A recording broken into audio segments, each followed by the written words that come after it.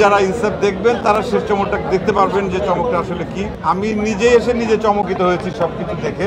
চঞ্চল চৌধুরীর খেলাটা কিন্তু এখনো বাকি আছে, আমার মনে হয় যে ইনসাফ 2টা তাড়াতাড়ি বানালে দেখতে পারবে। আমরা আমাদের চলচ্চিত্র নিয়ে আশাবাদী হয়ে উঠছে।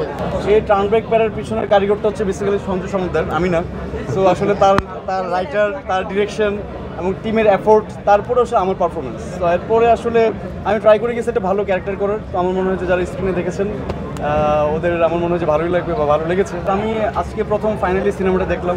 আমার মনে হয় যে আমার টিমের সবার সাথে মোটামুটি দেখার একটা সৌভাগ্য হলো আমার ফাইনালি, যে সবাইকে নিয়ে সিনেমাটা দেখবো বলছিলাম। থ্যাংক ইউ সবাইকে, দাদাকে থ্যাংক ইউ দাদাকে। দাদা আসলে প্ল্যান করলো, যে প্ল্যান করার পরে সবাইকে নিয়ে সিনেমা দেখলাম। অ্যান্ড যারা আসছিলেন সবাই আমাদের খুব পরিচিত অ্যান্ড সবাই খুব অ্যাপ্রিসিয়েট করছে সিনেমাটা নিয়ে।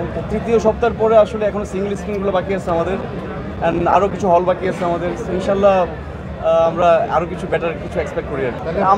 আমাদের সিনেমাতে আসলে মোশাররফ করিম অ্যান্ড চঞ্চল চৌধুরীকে পাওয়া হচ্ছে আমার জন্য অনেক ভাগ্যের ব্যাপার। কারণ আমার সিনেমা কেরিয়ারে আসলে যাদের সাথে আমার কাজের সক্ষতা, বারবারই ওদের সাথে আমার দেখা হয়েছে অনেকভাবে, অনেক সিনেমাতে। তো একই সিনেমাতে আসলে এরকম মানুষদের ইনভলভমেন্ট, আমি এর আগে বলে এসেছিলাম যে ইন্ডাস্ট্রির জন্য অনেক বেটার। চঞ্চল চৌধুরী, মোশাররফ করিম, ফজলুর রহমান বাবু আসলে সবার কোলাবোরেশন জন্য আসলে একসাথে হবে, তখন আসলে সিনেমা আরও বড় হবে। হাওয়াতে আমি ছিলাম চান মাঝি, তোমার শত্রু, আর এইখানে তুমি ভিলেন। না, এখনো চঞ্চল চৌধুরীর খেলাটা কিন্তু এখনো বাকি আছে। আমার মনে হয় যে ইনসাফ 2টা তাড়াতাড়ি বানালে দেখতে পারবে সবাই। আমি আসি নাই, মোশাররফ আসছে, মোশাররফ দুর্দান্ত করছে। আমি আসছি কি না আসছি এটা দর্শক এটা হলে এসে দেখো। ওয়ালটন আবারও মিলিনিয়ার অফারে ওয়ালটন ফ্রিজ কিনে আপনিও হয়ে যেতে পারেন মিলিয়নিয়ার। মিলিনিয়ার ছড়াছড়ি দেশ জুড়ে, এটা শুধু ওয়ালটনই পারে। যারা ইনসাফ দেখবেন তারা শেষ চমকটা দেখতে পারবেন যে চমকটা আসলে কি। আর আমি নিজে এসে নিজে চমকিত হয়েছি সবকিছু দেখে, কারণ দুর্দান্ত লেগেছে সত্যি কথা। সঞ্জয়ের কাজ, রাজের অভিনয়, ফারিনের অভিনয়, টোটাল টিম, বাবু ভাই ছিলেন, তারপর আমাদের নিধি আছে এখানে, নিধির ব্যাকগ্রাউন্ড স্কোর সব কিছু মিলিয়েই অন্য এক ধরনের ফিল পাচ্ছিলাম।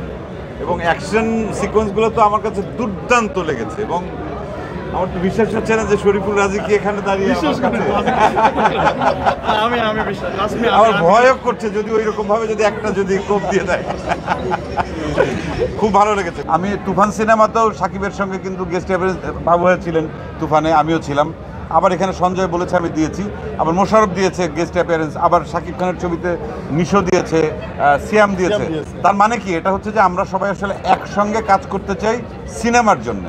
সারা বছর ব্যাপী আমাদের বাংলাদেশের সিনেমাপ্রেমী দর্শকরা যেন সিনেমা হলে এসে উৎসব করতে পারেন, সেটার জন্য আসলে আমাদের সামগ্রিক এই চেষ্টাটা দরকার। আমরা আমাদের চলচ্চিত্র নিয়ে আশাবাদী হয়ে উঠছে। আমরা একসময় চলচ্চিত্র নিয়ে হতাশ ছিলাম, এখন আশাবাদী হচ্ছে।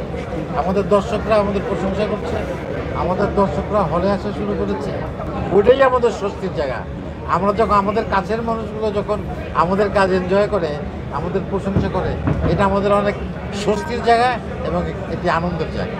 চঞ্চলদা, মোশাররফ করিম ভাই, রাজ, বাবু ভাই, ফারিন, সব ধরেন আমার সিনেমায় বা আরও সবাই যারা আছে প্রত্যেকে এত আমার মনে পাল্লা দিয়ে পারফরমেন্স করেছে। এবং তারা থ্রু আউট দ্য ইয়ার্স বা অনেক বছর ধরে তারা বাংলা চলচ্চিত্র, বাংলা সংস্কৃতির তারা একটা বড় ঝান্ডা তাদের হাতে।